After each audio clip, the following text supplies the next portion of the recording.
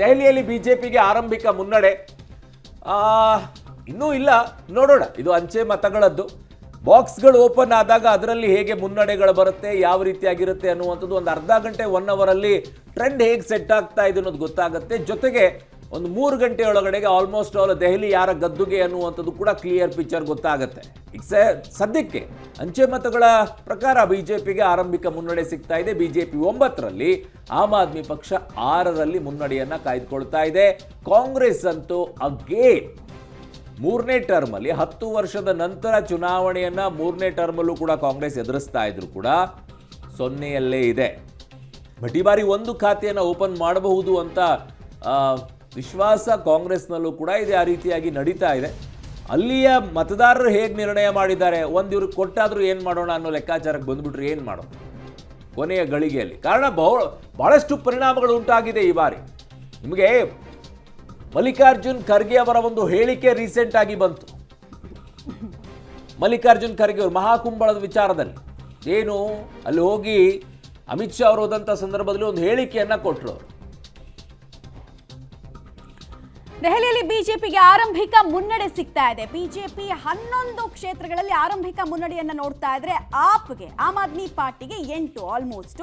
ಇನ್ನೂ ಕೂಡ ಖಾತೆ ತೆರೆಯುವಲ್ಲಿ ಕಾಂಗ್ರೆಸ್ ಯಶಸ್ವಿ ಆಗಿಲ್ಲ. ಬಟ್ ಅರ್ಲಿ ಟ್ರೆಂಡ್ಸ್ ಅಷ್ಟೇ ಇದು. To early to judge. 8:30 ಅಷ್ಟೊತ್ತಿಗೆ ನಮ್ಗೆ ಗೊತ್ತಾಗುತ್ತೆ ಅಂಚೆ ಮತಗಳಲ್ಲಿ ಯಾರಿಗೆ ಸ್ವಲ್ಪ ಮುನ್ನಡೆ ಸಿಕ್ಕಿದೆ ಅಂತ. ಬಿಜೆಪಿ ನೋಡಿ ಓಟ ಸಾಕ್ತಾ ಇದೆ. 11 ಕ್ಷೇತ್ರಗಳಲ್ಲಿ ಅರ್ಲಿ ಟ್ರೆಂಡ್ಸ್ ಅಲ್ಲಿ ಆರಂಭಿಕ ಮುನ್ನಡೆ ಬಿಜೆಪಿಗೆ ಸಿಗ್ತಾ ಇದೆ. 11 ಕ್ಷೇತ್ರಗಳಲ್ಲಿ. ಆಮ್ ಆದ್ಮಿ ಪಾರ್ಟಿಗೆ 10 ಕ್ಷೇತ್ರಗಳಲ್ಲಿ ಮುನ್ನಡೆ ಸಿಗ್ತಾ ಇದೆ. ಬಟ್ ಕಾಂಗ್ರೆಸ್ ಇನ್ನೂ ಕೂಡ ಹಿಂದೆನೆ ಬಿದ್ದಿದೆ. ಇನ್ನು ಮುಂಬರೋದಕ್ಕೆ ಸಾಧ್ಯ ಆಗಿಲ್ಲ. ಸದ್ಯಕ್ಕೆ 9 ನಿಮಿಷಗಳಲ್ಲಿ ಆಗ್ತಾ ಇರುವಂತಹ ಬೆಳವಣಿಗೆ ಎಂಥದ್ದು ಅನ್ನೋದ್ರ ಡೀಟೇಲ್ಸ್ ಇದು. ದೆಹಲಿ ಅಸೆಂಬ್ಲಿಯಲ್ಲಿ neck to neck fight as expected. As exit ಪೋಲ್ಗಳು ಪ್ರೆಡಿಕ್ಟ್ ಮಾಡಿದಾಗೆ ಬಿಜೆಪಿ ಮತ್ತು ಆಮ್ ಆದ್ಮಿ ಪಾರ್ಟಿ ನಡುವೆ ಏರ್ಪಟ್ಟಂಗೆ ಕಾಣಿಸ್ತಾ ಇದೆ. ಮತದಾರರು ಏನಾದರೂ ಲಾಸ್ಟ್ ಮೂಮೆಂಟ್ ಸರ್ಪ್ರೈಸಸ್ ಅನ್ನ, ಮ್ಯಾಜಿಕ್ ಅನ್ನ ಕೊಡ್ತಾರಾ? ಅರ್ಲಿ ಟ್ರೆಂಡ್ಸ್ ಅಲ್ಲಂತೂ ಹಂಗೆ ಅನಿಸ್ತಾ ಇದೆ. Neck to neck fight. ಅಕಸ್ಮಾತ್ ಇದೇ ಟ್ರೆಂಡ್ ಕಂಟಿನ್ಯೂ ಆದರೆ ಫ್ರಾಕ್ಚರ್ಡ್ ಮ್ಯಾಂಡೇಟ್ ಬರುತ್ತಾ? Too early to judge. But ಸದ್ಯಕ್ಕಂತೂ ಟ್ರೆಂಡ್ ನೀವು ಗಮನಿಸ್ತಾ ಇದ್ರೆ ನೇಲ್ ಬೈಟಿಂಗ್ ಮ್ಯಾಚ್ ಆಗುತ್ತಾ ಅನ್ನೋದು ಒಂದು ಕುತೂಹಲಕ್ಕೆ ಕಾರಣ ಆಗ್ತಾ ಇದೆ. ಸಾವಿರಾರು ವರ್ಷಗಳಿಂದ ದೆಹಲಿಯಲ್ಲಿ ಗದ್ದುಗೆ ಹಿಡಿಯೋದು ಯಾರು ಅಂತ ಪ್ರಜಾಪ್ರಭುತ್ವಕ್ಕೆ ಮುಂಚೆಯಿಂದಲೂ ಒಂದು ಕುತೂಹಲ ಆಯಿತು. ಈಗಲೂ ಅದೇ ಕುತೂಹಲ ಕಂಟಿನ್ಯೂ ಆಗ್ತಾ ಇದೆ. ರಾಷ್ಟ್ರದ ಗಮನವನ್ನು ಸೆಳೆದಿರುವಂತಹ ಚುನಾವಣೆಯಲ್ಲಿ ಅರ್ಲಿ ಟ್ರೆಂಡ್ಸ್ ಏನು ಹೇಳ್ತಾ ಇದೆ? ಬಿಜೆಪಿ ನೋಡಿ ಬಂತು 11 ಕ್ಷೇತ್ರಗಳಲ್ಲಿ ಆರಂಭಿಕ ಮುನ್ನಡೆ. ಆಮ್ ಆದ್ಮಿ ಪಾರ್ಟಿಗೆ 10 ಕ್ಷೇತ್ರಗಳಲ್ಲಿ ಆರಂಭಿಕ ಮುನ್ನಡೆ. ಇದರಲ್ಲೇನು ತೀರಾ ನಮಗೆ ಡಿಫ್ರೆನ್ಸ್ ಏನು ಕಾಣಿಸ್ತಾ ಇಲ್ಲ. ಒಬ್ರು ತೀರಾ ಮುಂದೆ ಹೋಗಿ ಇನ್ನೊಬ್ರು ತೀರಾ ಹಿಂದಿದ್ದಾರೆ ಅನ್ನೋ ರೀತಿ ಕಾಣಿಸ್ತಾ ಇಲ್ಲ. ಒಂದು ಕ್ಷೇತ್ರದ ಅರ್ಲಿ ಟ್ರೆಂಡ್ ಡಿಫ್ರೆನ್ಸ್ ಮಾತ್ರ ನಮಗೆ ಕಾಣಿಸ್ತಾ ಇದೆ. ಅದು ಎನಿ ಮೂಮೆಂಟ್ ಮುಂದಕ್ಕೆ ಹೋಗುವಂತಹ ಚಾನ್ಸಸ್ ಇದೆ. ದೆಹಲಿ ಅಸೆಂಬ್ಲಿಗೆ ಸಂಬಂಧಪಟ್ಟಂತೆ ಯಾರಾಗ್ತಾರೆ ಮುಂದಿನ ಮುಖ್ಯಮಂತ್ರಿ ಅನ್ನೋ ಪ್ರಶ್ನೆ ಜನ ಬಯಸ್ತಾ ಇರೋದು ಯಾರನ್ನ? ಎಲ್ಲದಕ್ಕೂ ಕೂಡ ಉತ್ತರ ನಮಗೆ ಸಿಗ್ತಾ ಹೋಗುತ್ತೆ. ಇಂದ್ರಪ್ರಸ್ಥದ ಗದ್ದುಗೆ ಯಾರ ಪಾಲಾಗುತ್ತೆ? ರಾಷ್ಟ್ರೀಯ ಪಕ್ಷಗಳು ಅಧಿಕಾರದಿಂದ ದೂರ ಉಳಿತಾವ ಅಥವಾ ಆಮ್ ಆದ್ಮಿ ಪಾರ್ಟಿ 4ನೇ ಬಾರಿ ಕೂಡ ಇತಿಹಾಸವನ್ನ ನಿರ್ಮಾಣ ಮಾಡುತ್ತಾ? ಆಮ್ ಆದ್ಮಿ ಪಾರ್ಟಿ 2 ರಾಷ್ಟ್ರೀಯ ಪಕ್ಷಗಳ ಮಧ್ಯೆ ಬಂದ್ ಕಾಲೂರಿದಿದೆಯಲ್ಲ, ಲಾಸ್ಟ್ ಒಂದು 13 ಇಯರ್ಸ್ ಅಲ್ಲಿ ದುಸ್ವಪ್ನವಾಗಿ ಕಾಡಿದ್ದಿದೆಯಲ್ಲ, ಅದೆಲ್ಲದೂ ಕೂಡ ಕಂಟಿನ್ಯೂ ಆಗುತ್ತಾ? ಕುತೂಹಲ ಇದೆ.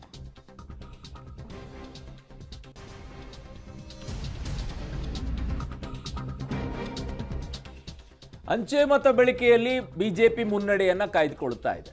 ಅಂಚೆ ಮತ ಎಣಿಕೆಯಲ್ಲಿ ಬಿಜೆಪಿ ಮುನ್ನಡೆ. 11 ಕ್ಷೇತ್ರಗಳಲ್ಲಿ ಬಿಜೆಪಿ ಲೀಡನ್ನ ಪಡ್ಕೊಂಡಿದೆ. ಅಂಚೆ ಮತ ಎಣಿಕೆಯಲ್ಲಿ ಬಿಜೆಪಿ ಮುನ್ನಡೆಯನ್ನ ಪಡ್ಕೊಂಡಿದೆ. 11 ಕ್ಷೇತ್ರಗಳಲ್ಲಿ ಬಿಜೆಪಿ ಲೀಡ್ನಲ್ಲಿದೆ. 10 ಕ್ಷೇತ್ರಗಳಲ್ಲಿ ಆಪ್ಗೆ ಮುನ್ನಡೆ ಇದೆ.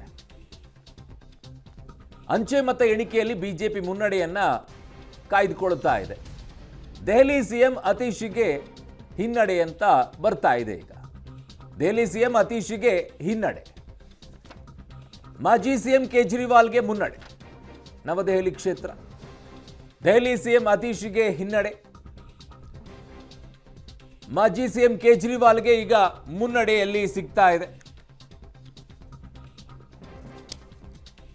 ಬಿಜೆಪಿ 11ರಲ್ಲಿ, ಆಪ್ 10ರಲ್ಲಿ.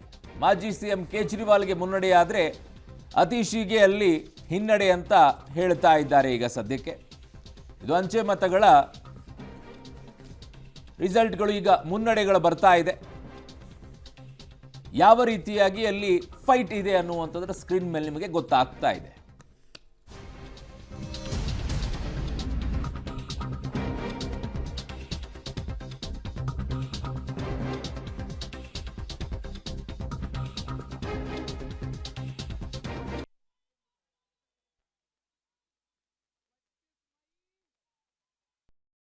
ಮನೀಶ್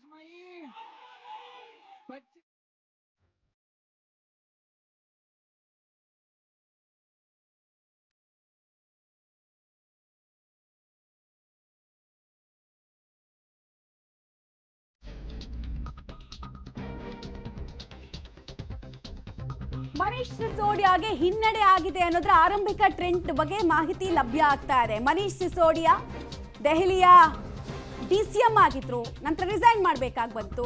ಈಗ ಹೊಸ ಕ್ಷೇತ್ರವನ್ನು ಅವರಿಗಂತ ಕೊಡ್ಲಾಯಿತು. ಜಂಗ್ಪುರದಿಂದ ಸ್ಪರ್ಧೆಯನ್ನ ಮಾಡಿದ್ದಾರೆ ಸಿಸೋಡಿಯಾ ಅವರು. ಅವರ ಕ್ಷೇತ್ರವನ್ನ ಬಿಟ್ಟು ಮನೀಶ್ ಸಿಸೋಡಿಯಾ ಅವರು ಈ ಕ್ಷೇತ್ರದಲ್ಲಿ ಫಾರ್ ದ ಫಸ್ಟ್ ಟೈಮ್ ನಿಂತ್ಕೊಂಡಿದ್ರು. ಬಟ್ ಹಿನ್ನಡೆಯ ಟ್ರೆಂಡ್ ಸದ್ಯಕ್ಕೆ ಸಿಗ್ತಾ ಇದೆ. ಜಂಗ್ಪುರದಿಂದ ಸ್ಪರ್ಧೆ ಮಾಡಿದ್ದಾರೆ ಮನೀಶ್ ಸಿಸೋಡಿಯಾ. ಅಲ್ಲೂ ಕೂಡ ಟ್ರಯಾಂಗುಲರ್ ಫೈಟ್ ಇತ್ತು. ಓಕೆ, ಒಂದು ನಿಟ್ಟುಸಿರು ಬಿಡುವಂತಹ ವಿಚಾರ ಕಾಂಗ್ರೆಸ್ ಕಾರ್ಯಕರ್ತರಿಗೆ ಅಂತ ಹೇಳಿದ್ರೆ, ಖಾತೆ ತೆರೆಯುವಲ್ಲಿ ಕಾಂಗ್ರೆಸ್ ಆರಂಭಿಕ ಟ್ರೆಂಡ್ ನಲ್ಲಿ ಯಶಸ್ವಿ ಆಗ್ತಾ ಇದೆ. ಒಂದು ಕ್ಷೇತ್ರದಲ್ಲಿ ಕಾಂಗ್ರೆಸ್ ಲೀಡ್ ಅನ್ನ ಪಡ್ಕೊಳ್ತಾ ಇದೆ. ಕಾಂಗ್ರೆಸ್ ಲಾಸ್ಟ್ ಟೈಮ್ 4% ಇತ್ತು ವೋಟ್ ಶೇರು. ಈ ಸಲ ಒಂದು ಕ್ಷೇತ್ರದಲ್ಲಿ ಕಾಂಗ್ರೆಸ್ ಲೀಡ್ ಅಲ್ಲಿ ಇದೆ. ಇದು ಗೆಲುವಾಗಿ ಕನ್ವರ್ಟ್ ಆಗುತ್ತಾ? ಈ ಕುತೂಹಲ ಕಂಟಿನ್ಯೂ ಆಗುತ್ತೆ. ಬಟ್ ಕಾಂಗ್ರೆಸ್ ಕಾರ್ಯಕರ್ತರು ಕೇಳ್ತಾ ಇದೆ 12-10 ಎಲ್ಲ ಟ್ರೆಂಡ್ ಕಾಣಿಸ್ಬೇಕಾದ್ರೆ ನಮ್ದು ಅಟ್ಲೀಸ್ಟ್ ಒಂದು ಕ್ಷೇತ್ರದಲ್ಲಿ ಖಾತೆ ಓಪನ್ ಆದ್ರೆ ಚೆನ್ನಾಗಿರ್ತಿತ್ತು. ಆರಂಭದಿಂದಲೂ ಮಮತಾ ಈ ಖಾತೆ ತೆರೆಯುವ ವಿಚಾರದಲ್ಲಿ ಈಗ ಅಂಚೆ ಮತಗಳಲ್ಲಿ ಆದ್ರೂ ಖುಷಿ ಪಡ್ಕೊಳ್ಬೇಕು ಸದ್ಯಕ್ಕೆ. ಬಟ್ ಕಾಂಗ್ರೆಸ್ ನಲ್ಲಿ ಹೇಗಿದೆ ಅಂತಂದ್ರೆ ಒಂದಾದ್ರೂ ಗೆಲ್ಬಹುದು ಅಂತೇಳಿ ಈಗ ನವದೆಹಲಿ ಕ್ಷೇತ್ರದಲ್ಲಿ ಕೇಜ್ರಿವಾಲ್ ಮುನ್ನಡೆ ಅಂತಿದ್ದಾರೆ. ಬಟ್ ನವದೆಹಲಿ ಕ್ಷೇತ್ರದ ಹೇಗೆ ಅಂತಂದ್ರೆ ಅಲ್ಲಿ ಕಂಟೆಸ್ಟ್ ಮಾಡಿರುವಂತದ್ದು ಶೀಲಾ ದೀಕ್ಷಿತ್ ಅವರ ಮಗ ಫೈಟ್ ಮಾಡ್ತಾರೆ, ಸಂದೀಪ್ ದೀಕ್ಷಿತ್. ಇನ್ನೊಂದ್ ಕಡೆಗೆ ಬಿಜೆಪಿಯಿಂದ ಪರ್ವೇಶ್ ವರ್ಮಾ ಇರೋದು. ಸೊ ಇವರು 2 ಬಾರಿ ಸಂಸದರು ಕೂಡ ಆಗಿದ್ದಾರೆ. ಈ ಬಾರಿ ಬಹಳ ಫೈಟ್ ಇದೆ ಅಲ್ಲಿ, ಸುಲಭ ಏನಿಲ್ಲ ನವದೆಹಲಿ. ಬಟ್ ಅದು ಕ್ಲೀನ್ ಸ್ವೀಪ್ ಆಗುತ್ತೆ ಅರವಿಂದ್ ಕೇಜ್ರಿವಾಲ್ಗೆ ಅಂತ ಹೇಳ್ತಾ ಇದ್ದಾರೆ, ಆ ವಿಶ್ವಾಸ ಇದೆ. ಬಟ್ ಅತಿಶಿ ಸಿಂಗ್ಗೆ ಏನಾಗುತ್ತೆ ಅಂತ ಗೊತ್ತಿಲ್ಲ. ಈಗ ನವದೆಹಲಿಯಲ್ಲಿ 70 ಕ್ಷೇತ್ರಗಳಲ್ಲಿ 22 ಕ್ಷೇತ್ರಗಳ ಅಂಚೆ ಮತಗಳ ನಂಬರ್ಸ್ಗಳು ಬರ್ತಾ ಇದೆ. ಬಿಜೆಪಿ 12ರಲ್ಲಿದೆ, ಆಮ್ ಆದ್ಮಿ ಪಕ್ಷ 10ರಲ್ಲಿ ಕಾಣಿಸಿಕೊಳ್ತಾ ಇದೆ. ಕಾಂಗ್ರೆಸ್ ಅಗೇನ್ ನೋಡಿ ಮತ್ತೆ ಮುನ್ನಡೆಯಲ್ಲಿದ್ದು ಹಿನ್ನಡೆ ಆಯಿತು. ಅದು ವ್ಯತ್ಯಾಸ ಆಗೇ ಆಗುತ್ತೆ, ಬಹಳ ನಂಬರ್ಸ್ಗಳು ಏನಿರೋದಿಲ್ಲ ಅಲ್ಲಿ. ಸೊ ನವದೆಹಲಿ ಕ್ಷೇತ್ರದಲ್ಲಿ ಕೇಜ್ರಿವಾಲ್ಗೆ ಹಿನ್ನಡೆ ಅಂತಿದ್ದಾರೆ. ಅಂಚೆ ಮತದಾನಗಳ ವಿಚಾರದಲ್ಲಿ ನವದೆಹಲಿ ಕ್ಷೇತ್ರದಲ್ಲಿ ಕೇಜ್ರಿವಾಲ್ ಮತ್ತೆ ಮುನ್ನಡೆ ಅಂತಿದ್ದಾರೆ. ಸೊ ಆ ಕಡೆಗೆ ಕಾಲ್ಕಾಜಿಯಲ್ಲಿ CM ಅತೀಶಿಗೆ ಹಿನ್ನಡೆ ಅಂತ ಹೇಳ್ತಾ ಇದ್ದಾರೆ. ಅಲ್ಕಾ ಲಾಂಬಾ ಅಲ್ಲಿ ಫೈಟ್ ಮಾಡ್ತಾ ಇರುವಂಥದ್ದು. ಜಂಗಪುರದಲ್ಲಿ ಇನ್ನೊಂದು ಕಡೆಗೆ ಕೇಜ್ರಿವಾಲ್ ಒಂದ್ ಕಡೆಗೆ ನವದೆಹಲಿಯಲ್ಲಿ ಮುನ್ನಡೆ ಕಾಯ್ಕೊಳ್ತಾ ಇದ್ದಾರೆ. ಕಲ್ಕಾಜಿಯಲ್ಲಿ CM ಅತೀಶಿ ಹಿನ್ನಡೆಯನ್ನ ಅನುಭವಿಸ್ತಾ ಇದ್ದಾರೆ. ಅಂಚೆ ಮತದಾನದಲ್ಲಿ ನಿಮಗೆ ಇಬ್ಬರು ನಡುವೆ ನೆಕ್ ಟು ನೆಕ್ ಫೈಟ್ ಕಾಣಿಸಿಕೊಳ್ತಾ ಇದೆ. 12-10 ಅಂತಂದ್ರೆ ಹೇಗಿರಬೇಕು ಜಸ್ಟ್ ಇಮ್ಯಾಜಿನ್. 70 ಕ್ಷೇತ್ರಗಳ ವಿಚಾರ ನೋಡಿ. ನಾನಾಗ್ಲೇ ಹೇಳ್ತಾ ಇದ್ದೆ ಮಮತಾ, ಮತ್ತೆ 0ಗೆ ಬಂದಿದ್ದಾರೆ ಕಾಂಗ್ರೆಸ್ನವರು. ಮತ್ತೆ 0ಗೆ ಮುನ್ನಡೆಯಲ್ಲೂ ಕೂಡ ಮುನ್ನಡೆಯಲ್ಲಾದ್ರೂ ಇರಬೇಕಲ್ವಾ. ಸೊ ಈ ವಿಚಾರದಲ್ಲಿ ನೋಡೋಣ ಏನಾಗುತ್ತೆ. ಈ ವಿಚಾರದಲ್ಲಿ ಬಹಳ ಇಂಟ್ರೆಸ್ಟಿಂಗ್ ಆಗಿರುವಂತ ಕೆಲವೊಂದಿಷ್ಟು ವಿಚಾರಗಳನ್ನ ಹೇಳ್ತೀನಿ. ನಮ್ಮ ರಾಜ್ಯದಲ್ಲೂ ಕೂಡ ನೀರಿನ ವಿಚಾರವನ್ನ ಮಾತನಾಡ್ತೀರಾ, ರಸ್ತೆಗಳ ವಿಚಾರವನ್ನ ಮಾತನಾಡ್ತೀರಾ. ಗ್ಯಾರಂಟಿಗಳನ್ನ ಕೊಟ್ಟ ನಂತರವೂ ಅಭಿವೃದ್ಧಿ ಆಗಿಲ್ಲ. ದೆಹಲಿ ರಾಜಧಾನಿಯಲ್ಲಿ ಆಗಿದೆಯಾ? ವಾಪಸ್ ಬರೋಣ, ಅದೆಲ್ಲ ಡೀಟೇಲ್ ಆಗಿ, ಜೊತೆಗೆ ನಂಬರ್ಸ್ಗಳನ್ನು ಕೂಡ ಹೇಳ್ತಾ